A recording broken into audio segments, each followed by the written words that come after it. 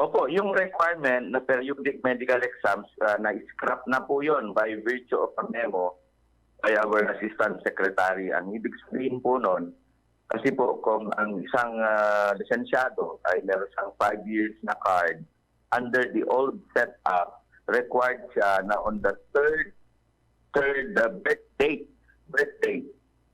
from the issuance of the driver's license, ay kailangan niyang magpa-periodic medical exam. Ayan. At kung ito naman ay meron siyang 10 years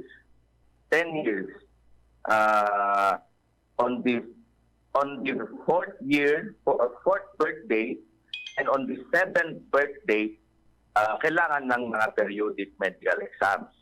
Wala na po yun. In-scrap na po yun. Meaning, one time na lang ang pag-medical exams. Ganito po, to make it clear, meron pong medical exam ang wala po yung periodic.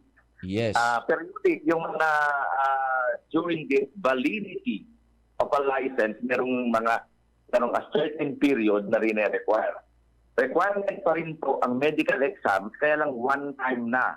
Kunwari po, kukuha ka ng lisensya, before ka makakuha ng lisensya, meron kang medical exam requirement. Kung magre-renew ka, ganun din po. Wala na yung periodic na kung 5 years yan, on your third birthday, wala na po yun. Kung 10 years yan, on your fourth birthday, o kaya 7th birthday, from the issuance of your license, wala na po yun. Ganun lang po kasimple yun.